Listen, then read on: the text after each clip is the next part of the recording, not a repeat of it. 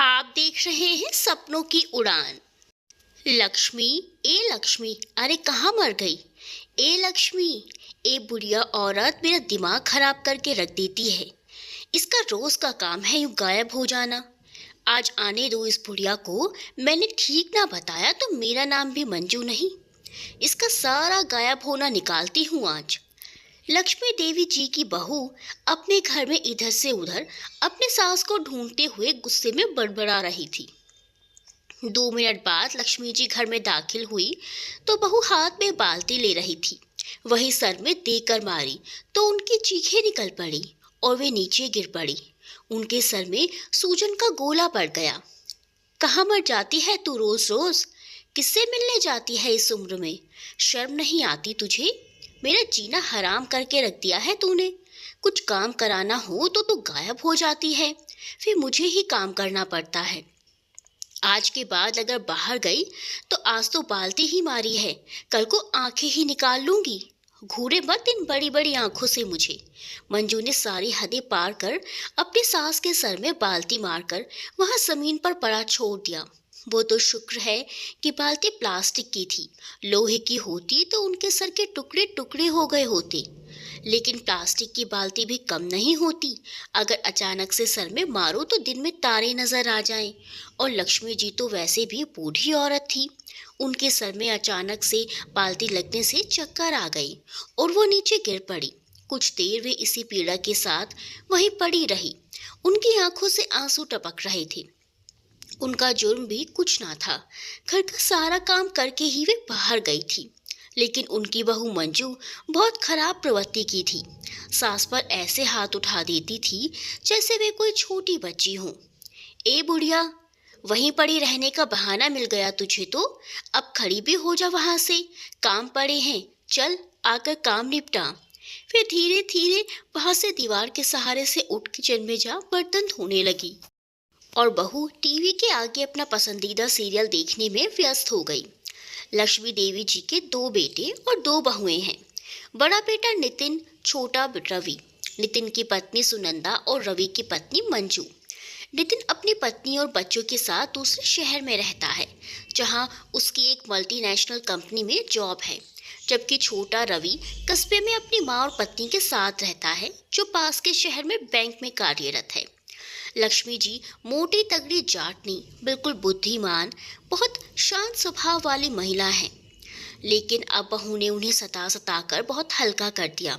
उनकी सेहत पर बहुत असर पड़ चुका था। जब कमलनाथ जी से शादी होकर इस घर में आई थी तो देखने वालों के होश उड़ गए थे। अपने माँ बाप की ये 2 बहनें हैं। दोनों में 2 साल का फर्क है। लक्ष्मी जी छोटी और मालती जी बड़ी।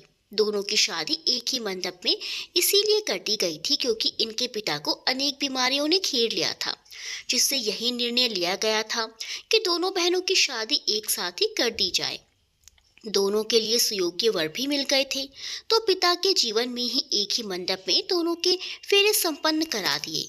शादी के कुछ दिन बाद ही माता भी परलोक सिधार गई। लक्ष्मी जी का बचपन से एक ही सपना रहा है, और वो है सपना पेरिस का एफिल टावर देखने का। पिता भी एक किसान थे तो उनकी हैसियत भी अपने बेटी को एफिल टावर दिखाने की नहीं थी। अपने कमरे को भी एफिल टावर की तस्वीरों से सजाए रखती थी। तो उनकी बड़ी बहन उन्हें कहती थी, ये पागलपन छोड़ दे लक्ष्मी। ऐसे सपनों में क्यों जीती है तू जो संभव ही ना है? छोड़ दे मेरी बहन। सपने वही देखने चाहिए जो असंभव हो, ताकि हम उन्हें संभव बनाने के लिए जटिल से जटिल प्रयास कर सकें। लक्ष्मी जी ने अपनी धुन में गुनगुनाते हुए अपनी बहन को जवाब दिया तो उनकी बहन चुप हो गई।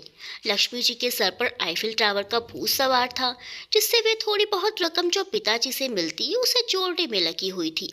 इसके साथ साथ वे अपनी माँ से अचार और मुरब्बे बनाना भी सीख रही थी। इसी दौरान उनकी शादी हुई तो उन्होंने सोचा अब तो शादी हो रही है, पति मुझे आईफिल टावर दिखा लेंगे। लेकिन यहाँ पे फूटी किस्मत कि पति का व्यवसाय भी करने खाने का ही था। लेकिन कमलनाथ जी बहुत ईमानदार व्यक्ति थे और लक्ष्मी जी बहुत प्रेम करते थे। उनके खाने पहनने में कोई कमी नहीं आने देते थे। लेकिन लक्ष्मी जी का आईफिल टावर का सपना उन्हें चैन से नहीं रहने देता था। वह अचार और मुरब्बे डालने में माहिर हो गई थी, जिससे लोग उनके अचार और मुरब्बे डलवाने लगे थे। जिससे वह थोड़ा घर में खर्च करती और थोड़ा जमा करती रहती थी। किंतु उनका यह काम बच्चे होने पर छूट गया था। फिर जब बच्चे थोड़े बड़े हुए, फिर से काम करना शुरू कर दिया था, क्योंकि बच्चों के अच्छे भविष्य के लिए उन्हें पढ़ाने लिखाने की और अपने सपने के लिए वे जी जान से मेहनत करने लगी थी। इसी दौरान एक दिन अचानक दिल का दौरा पड़ने से कमल जी चल बसे, जिससे लक्ष्मी जी के कंधों पर और अधिक जिम्मेदारियां आ गई थी। पति के अचानक हुए देहांत ने लक्ष्मी जी को तोड़ डाला था। वे घबरा गई थी। उन्हें समझ नहीं आ रहा था क्या करें, कैसे करें। बच्चे भी बहुत छोटे थे, किंतु उन्होंने खुद को संभाला और अपने दोनों बच्चों की खातिर जीवन में आगे बढ़ी। उन्होंने अपने बच्चों के अच्छे भविष्य के लिए खूब मेहनत की और सोचने लगी कि मेरा सपना भी मेरे बच्चे ही पूरा करेंगे। मेरे बच्चे मुझे ज़रूर पेरिस ले जाएंगे। इसी सोच के साथ वे पूरी लगन से मेहनत करती रही और अपने बच्चों को अच्छे स्कूल कॉलेज से शिक्षा प्राप्त कराई, जिससे उन्हें नौकरी के अच्छे ऑफर्स प्राप्त हुए। लेकिन माँ का ये सपना सपना बनकर ही रह गया कि मेरे बेटे मेरा सपना पूरा करेंगे। जैसे ही बेटों की नौकरी लगी तो दोनों बेटे बहुत अधिक व्यस्त रहने लगे।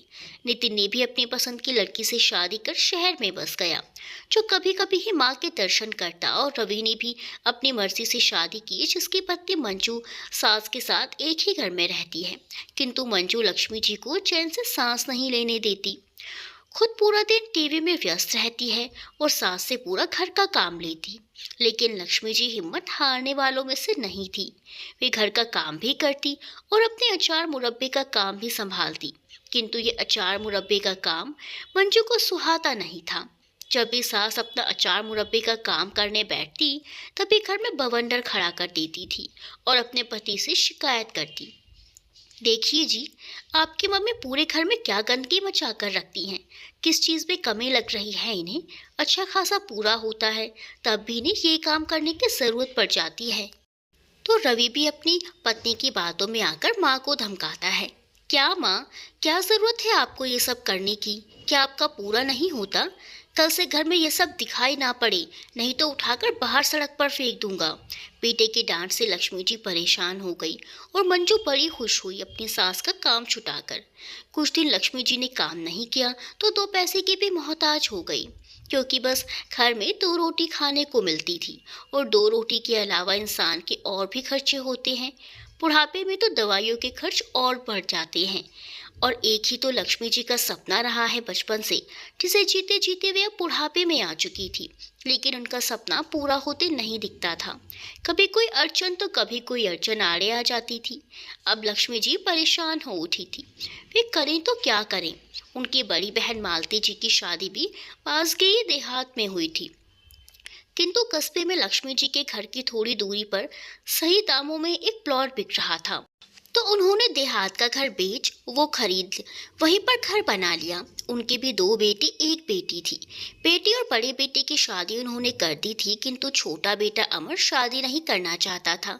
अमर अपनी मासी लक्ष्मी जी से बहुत अधिक प्रेम करता था और उनका पूरा साथ देता था। उसने ही अपनी मासी का बैंक में खाता खुलवाया था। खुद का बेटा बैंक में नियुक्त होते हुए भी उन्हें भांजे का सहारा लेना पड़ता था, क्योंकि रवि को अपनी माँ का काम करना बिल्कुल भी नहीं भाता था, तो बैंक में खाते की तो दूर की बात है।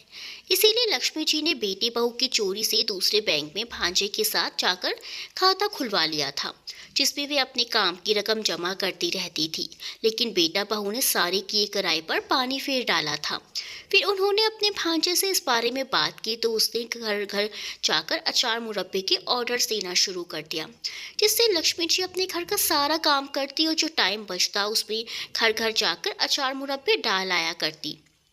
सब ठीक चल रहा था, किंतु आज मंजू ने सारी हदें पार कर सास पर ऐसा अत्याचार किया कि वे पूरी तरह टूट गई। मंजू ने उन्हें बाहर ना जाने का फरमान सुना डाला। रात में पति को मंजू ने सब बता दिया कि मम्मी जी रोज बाहर जाती हैं और घंटों गायब रहती हैं। जब रवि ने माँ को गुस्से से दड़बड़ा कर पूछा कि कहाँ जाती हो, तो उन्होंने सब बता दिया कि मैं इस काम से बाहर जाती हूँ। तो रवि गुस्से में और लाल हो गया, लेकिन मंजू ने अपने पति को शांत कर दिया। वह शांत हो गया तो मंजू ने रवि को कहा कि अगर माँ काम करने बाहर जाती है तो इसमें हर्ज ही क्या है। तुम बोल रही हो तो ये बात जो माँ के काम से इतना चिढ़ती है। रवि ने भी सख्त होकर मंजू को कहा तो मंजू बोली, रवि ठंडे दिमाग से सोचो, आज के महंगाई के दौर में सारे खर्चे पूरे करने के लिए कितने पैसों की जरूरत होती है और आज हर चीज के दाम ऊंचाई को छू रहे हैं। मुरब्बे और अचार के दाम भी कहां से कहां पहुंच चुके हैं। मम्मी को घर से बाहर जाने की आज्ञा इसी शर्त पर दो कि आधी रकम वो हमें दे। रवि मंजू की बातें ध्यान से सुन रहा होता है और सोच विचार करते हुए कहता है कि कह तो तुम ठीक ही रही हो, चलो फिर ऐसा ही करते हैं। वो अपनी माँ को इसी शर्त पर बाहर जाने की आज्ञा देता है। लक्ष्मी जी मन में सोचकर हाँ कह देती हैं। सोचती हैं आधी भी हाथ से जाएगी, नहीं तो इसी तरह वे फिर से घरों में जाकर अपना काम शुरू कर देती है, जिसमें उनको जो रकम मिलती आधी मंजू को देनी पड़ती थी। मंजू अपनी सास के सपने और उनके बैंक खाते से अनजान थी। वो यही सोचा करती थी कि बुढ़िया 2 पैसे कमाकर अपना खर्च पूरा कर लेती है।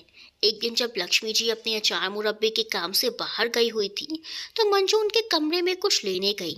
उसकी नज़र पलंग के नीचे रखे बक्से पर पड़ी, जिसमें जल्दी से लक्ष्मी जी उसका ताला लगाना भूल गई थी। जैसे ही मंजू की नज़र उस पर पड़ी वह चलते चलते रुक गई और नीचे फर्श पर बैठ उस बक्से को खोलने लगी। ओहो, बुढ़िया का बक्सा, चलो आज देखती हैं बुढ़िया ने इसमें क्या खजाना छुपाया हुआ है। मेहनत तो बड़ी करती है बुढ़िया, पर फिर भी इसके पास होगा ही क्या। वो बक्से को खोलते खोलते बोलते जा रही थी। जब उसने बक्सा खोला तो उसका मुंह पिचक गया। ओफो, ये बुढ़िया भी ना, क्या इसमें ये कैटलॉग्स रखे हुए हैं। वो उन सभी कैटलॉग्स को उठाती है तो देखती है सभी कैटलॉग्स आईफिल टावर के हैं। वो सोच में पड़ जाती है, आखिर ये आईफिल टावर के कैटलॉग्स क्यों हैं। उसे समझ नहीं आ रहा था। तभी उन कैटलॉग्स में से एक फाइल नीचे गिरती है। मंजू उसे उठाती है, देखती है तो उसकी आंखें फटी रह जाती हैं, उसका मुंह खुला रह जाता है।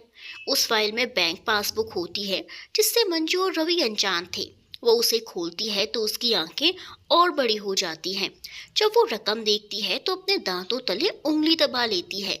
उस पासबुक में पूरे 3 लाख की रकम थी जो मंजू के होश उड़ा रही थी, और उसके साथ एक लेटर था जिसमें लक्ष्मी जी ने अपने पेरिस जाने के सपने को लिखा हुआ था।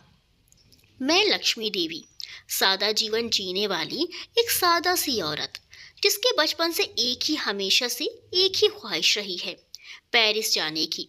मुझे पेरिस का आईफिल टावर बहुत पसंद है, मेरा सपना है, मेरा जुनून है। ना जाने मुझ पे ये जुनून कहाँ से आया, बस बचपन से ही मैंने इसके ख्वाब संजोए हैं। मेरी बहन कहती है कि तेरा ये सपना कभी पूरा नहीं होगा, लेकिन मेरा दिल कहता है कि मेरा सपना ज़रूर पूरा होगा। माता पिता की इतनी हैसियत नहीं थी कि मेरा सपना पूरा कर सके, तो मन को मार डाला। फिर सोचा पति मेरा सपना पूरा कर देंगे। मेरे पति का कारोबार हल्का होने के कारण मैंने अपना सपना मन में दबाकर काम किया, लेकिन मेरा मन बार बार यही कहता कि नामुमकिन को मुमकिन बनाया जा सकता है। मैंने जीवन भर मेहनत की अपने बच्चों के लिए, मेरे बच्चे मेरा सपना साकार करेंगे, लेकिन यहाँ भी मेरा नसीब कमज़ोर निकला। लेकिन मैं हार नहीं मानूंगी, मैं अपने सपने को साकार करके रहूंगी। भगवान मेरा साथ देंगे, मेहनत मैं करूंगी, साथ भगवान देगा, तो मेरा सपना ज़रूर पूरा होगा। अच्छा जी, तो यह बात है, मंजू ने लेटर पढ़कर कहा।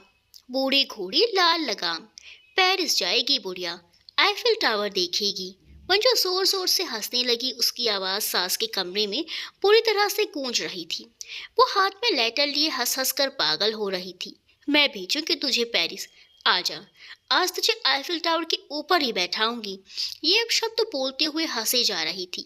वे बैंक पासबुक और लेटर अपने कमरे में ले गई। जब लक्ष्मी जी घर आकर अपने कमरे में गई तो उनके होश उड़ गए। अपना बक्सा खुला देखकर उनका दिल जोर से धड़कने लगा। जब उन्होंने वहां अपनी पासबुक और लेटर गायब देखा, उनका रंग पीला पड़ गया। ये भगवान, आज कैसे खुला रह गया मुझसे, यह अपने माथे को पीटते हुए बोली। वह दौड़कर मंजू के कमरे में गई। बहू, मेरे बक्से से तूने सामान निकाला है? लक्ष्मी जी ने घबराते हुए पूछा तो मंजू हंसने लगी और बोली, हाँ, तेरा सपना मेरी मुट्ठी में है। तेरे पेरिस जाने का सपना कभी पूरा नहीं होने दूंगी मैं। आ जाने दे तेरे बेटे को। लक्ष्मी जी मंजू के हाथ पैर जोड़ती हैं, बोलती हैं, बेटा तू रवि को इस बारे में मत बताना, लेकिन मंजू उनकी बात को अनदेखा कर उनके पासबुक ऊपर उछालते हुए कमरे में इधर से उधर घूमती रहती है। लक्ष्मी जी हाथ जोड़े उसके पीछे पीछे चलती हैं, लेकिन मंजू को जरा भी दया नहीं आई। इतने में रवि भी आ जाता है। वो कमरे में आता है तो देखकर पूछता है, क्या हो रहा है ये सब? मंजू नाटक करके बोलती है, आइए श्रीमान आइए, देखिए आपकी माँ की करतूतें, कहते हुए पासबुक और लेटर रवि के हाथों में थमा देती है। रवि जब देखता है पढ़ता है तो उसकी भी आंखें फटी रह जाती हैं। अरे वाह वाह मेरी माता, मैं बैंक का कर्मचारी और मुझसे ही चोरी। मेरे बैंक में खाता ना खुलवाकर दूसरे बैंक में खाता खुला रखा है और 3 लाख रकम भी जमा कर रखी है। अरे वाह, मैं क्या तुम्हारे पैसे हड़प लेता जो अपने बेटे तक से चोरी रखी? और ये क्या ड्रामा है बुढ़ापे में, इतना बचपना दिखा रही हो? ये पेरिस वेरिस क्या लगा रखा है? हम तो कभी दूसरे शहर तक नहीं गए, तो पेरिस जाने के सपने लिए बैठी है। जिंदगी कितनी बची है अब तेरी, राम नाम जप बैठ के, अब कभी पेरिस भिजवा ही दूं। रवि अपनी माँ को अब शब्द बोलते जा रहा था, जिसका साथ उसकी पत्नी भी हंस हंस कर दे रही थी। बेटी और बहू का ऐसा व्यवहार देख लक्ष्मी जी की आंखों से आंसू बह रहे थे। वे हाथ जोड़े बेटी बहू के सामने गिड़गिड़ाती रही, किंतु उन दोनों पर कोई असर नहीं हो रहा था। रवि लेटर और पासबुक अपनी अलमारी में रखते हुए बोला कि मेरे साथ जाकर ये रकम मेरे खाते में करा देना और अब बात खत्म कर अपने कमरे में जा। बेटा, मैंने कभी कुछ नहीं मांगा तुझसे, ये मेरी खून पसीने की कमाई है। तुम बहुत छोटे छोटे थे जब तुम्हारे पिताजी का देहांत हो गया था। मैंने बड़ी कठिनाइयों में तुम्हें पाला और ये रकम इकट्ठा की। बेटा, मुझ पर रहम खा, मेरा सपना पूरा होने दे बेटा। बुढ़िया, तेरा दिमाग मत खा, मैं बहुत थका हुआ हूँ, कहते हुए अपनी माँ की बाँह पकड़े अपने कमरे से बाहर धक्का दे देता है। लक्ष्मी जी अपने कमरे में नीचे फर्श पर बैठकर बहुत रोती है। वे अपने पति का फोटो उठाती है और उससे लिपटकर फूट फूट कर रोती है। आप क्यों अकेला कर गए मुझे? मैं कहाँ जाऊँ, क्या करूँ? मेरा सपना कभी पूरा नहीं होगा। मेरी बहन ठीक कहती थी, मैं ही पागल इस सपने के पीछे पागल थी। इसी सपने को लेकर अब मैं आपके पास आना चाहती हूँ। भगवान मेरी रक्षा कर या मुझे ऊपर बुला ले भगवान, मुझसे अब सहन नहीं होता। वो रोते रोते बेहोश हो जाती हैं। जब होश आता है तो रात के 3 बजे थे। वे सोचती हैं कि नहीं, मुझे कमज़ोर नहीं पड़ना है, मैं फिर से कोशिश करूंगी। मैं नितिन को फ़ोन करूंगी, वो सुबह होने का इंतज़ार करती हैं। सुबह होते ही नितिन को फ़ोन करती हैं और सब बात बताती हैं, किंतु नितिन पूरी बात सुने बिना ही ये कहकर टाल देता है कि रवि ठीक ही तो कह रहा है, इस उम्र में आप क्या करेंगे ये सब करके, और फ़ोन पटक देता है। लक्ष्मी जी को अपने दोनों बेटों से ये उम्मीद नहीं थी। उनके दिल पर गहरा सदमा पहुंचता है। वो कुछ देर सोचती रहती हैं और बेटा बहू के जागने से पहले ही अपनी बहन के घर पहुंच जाती हैं और सारी बातें बता देती हैं। उनकी बहन और भांजा उन्हें सांत्वना देते हैं और पहले उन्हें नाश्ता पानी खिलाते हैं। नाश्ता पानी करने के बाद लक्ष्मी जी भांजे के साथ महिला सुरक्षा आयोग पहुंच जाती हैं। उधर बेटा बहू जब जागते हैं तो उन्हें घर में ना पाकर चौंक जाते हैं। वो तुरंत मालती जी के यहाँ जाते हैं, किंतु लक्ष्मी जी वहाँ से पहले ही निकल चुकी होती हैं। लक्ष्मी जी महिला आयोग पहुँचती हैं और अपने साथ हुए अत्याचार की गुहार लगाती हैं। वहाँ उनके साथ हुए अत्याचार को ध्यानपूर्वक सुना जाता है और इस पर जल्द से जल्द कार्रवाई करने का आश्वासन दिया जाता है। महिला आयोग की कुछ महिला उन्हें अपने साथ उनके घर पहुँच जाती हैं। बेटा बहू पहले ही डरे हुए अपनी माँ का इंतजार कर रहे होते हैं। जब उन्होंने घर में माँ के साथ महिला आयोग की टीम देखी तो सफ़ेद पड़ गए। उन्होंने बेटा बहू को फटकार लगाई, जिससे लक्ष्मी जी में और साहस आ जाता है। वो रवि की अलमारी से पासबुक और लेटर निकाल लेती हैं और कहती हैं, यह घर भी मेरे पति का है और मेरा है, मेरे घर पर भी इनका कोई अधिकार नहीं है। मेरे दोनों बेटों को मैं अपने घर से बेदखल करना चाहती हूँ। महिला आयोग की टीम उनकी इस बात की भी सराहना करती है। उनके घर के पेपर्स तैयार किए जाते हैं और शहर वाले बेटा बहू को भी बुलाया जाता है। नितिन और सुनंदा भी घर आ पहुँचते हैं। इस सब प्रक्रिया में 1 हफ्ता लग जाता है। इतने लक्ष्मी जी अपने घर ना रहकर अपनी बहन के घर में रहती हैं। कहती हैं उन्हें अपने घर से निकाल कर तभी अपने घर में प्रवेश करूंगी। अमर भी इन सब में उनका पूरा साथ देता है। बेटे बहुए मालती जी के घर आकर ही अपनी माँ से माफ़ी मांगते हैं, लेकिन वो उन्हें माफ़ नहीं करती। तुम दोनों से मुझे ये उम्मीद नहीं थी। आज मुझे कैसा दिन देखना पड़ रहा है कि मुझे ये सब करना पड़ रहा है। अरे, हमने तुम्हारे लिए क्या बुरा किया है? यही ना कि तुम्हें 9 महीने कोख में रखा, पीड़ा सही, जन्म देने की पीड़ा सही, फिर पति के जाने की पीड़ा सही, फिर तुम्हें अकेला पालने पोसने की पीड़ा सही। तुम्हें अपनी माँ के बलिदानों को कैसे भुला दिया? मैंने अकेली औरत ने तुम दोनों भाइयों को मेहनत करके पढ़ाया लिखाया, काबिल बनाया। क्या यही दिन देखने के लिए? मैं चाहती तो तुम्हें मजदूरी पर भी लगा सकती थी, लेकिन मैंने ऐसा नहीं किया। दिन रात मेहनत करके बैंक और कंपनी में नौकरी लगवाई। क्या इसी दिन के लिए कि तुम अपनी माँ पर इतने अत्याचार करो? शिक्षित होकर भी जाहिल निकले तुम तो। मैंने अकेले ने तुम्हारे सारे सपने पूरे किए, और तुम दो होकर मेरा एक सपना पूरा करना तो दूर, मेरे खुद के जमा रकम से सपना पूरा करने में भी बाधा डाल रहे हो, उसे भी छीनना चाहते हो। आगे बढ़कर जैसे ही दोनों भाइयों ने मम्मी कहा, तो लक्ष्मी जी ने एक एक थप्पड़ दोनों के जड़ दिया। मंजू और सुनंदा ने भी अपने कान पकड़ लिए। दूर रहो मुझसे। ये मत समझना कि अब घर के लालच में तुम मुझे मना लोगे। तुम सब अब मेरे दिल से निकल चुके हो।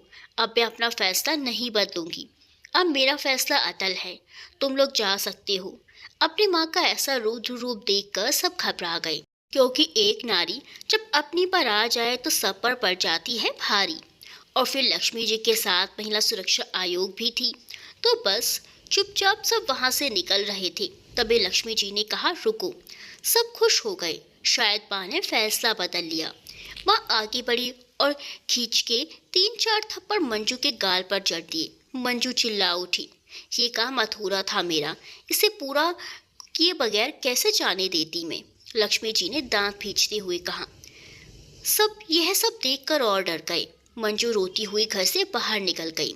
सब उसके पीछे पीछे चल पड़े। पेपर वर्क भी पूरा हो चुका था, जिसमें लक्ष्मी जी ने अपने दोनों बेटों को बेदखल कर दिया था, और 1-1 लाख की पेनल्टी अपनी माँ पर किए अत्याचार के कारण दोनों बेटों को देनी पड़ी, जिससे अब उनके पास 5 लाख की रकम हो चुकी थी। और अब बेटा बहू को उनके घर से निकाल कर उनका घर भी खाली करा दिया था, जिसमें लक्ष्मी देवी जी अपने भांजे अमर के साथ रहने लगी थी। वो अमर के साथ ही पेरिस जाना चाहती थी, तो दोनों ने अपने पेरिस जाने की सारी प्रक्रियाएं पूरी की, सारी व्यवस्था कर ली थी। पूरे 2 महीने बाद लक्ष्मी जी और अमर पेरिस के लिए निकल पड़े। आज मेरा सपना साकार होने जा रहा है। मेरे बचपन का सपना आज 60 सालों में पूरा होने जा रहा है। मैं आसमानों की ऊंचाइयों में हूँ। यह सब लक्ष्मी जी हवाई जहाज पे बैठे बैठे सोच रही थी। जब वह आईफिल टावर के पास पहुंची तो उनकी आंखों में दुख और खुशी दोनों के आंसू थे। दुख इस बात का कि ना जाने किस किस तरह से मैं आज यहाँ खड़ी हूँ, और खुशी इस बात की कि आज मेरा सपना साकार हो गया। भगवान, तूने मेरा साथ दिया, मैं तेरा शुक्र अदा करती हूँ। वह आईफिल टावर को अपनी बूढ़ी आंखों से निहारती रही और खुश होती रही। इस कहानी से हमें यही सीख मिलती है कि सपने छोटे हों या बड़े, बच्चा दिखे या बूढ़ा, उनको पूरा करने वाला ऊपर वाला है। बूढ़ों के भी अरमान होते हैं, उनके भी सपने होते हैं। जब माता पिता अपने बच्चों का हर सपना पूरा करते हैं तो बच्चे बुढ़ापे में उनके सपनों को ये कहकर क्यों टाल देते हैं कि इस उम्र में ये सब सपने पूरा करने की कोई उम्र नहीं होती। किसी भी उम्र में पूरा किया जा सकता है। जैसे लक्ष्मी जी ने अपना सपना पूरा करने के लिए दिन रात एक कर दिए, और आज आईफिल टावर पर खड़ी उसे निहार रही हैं।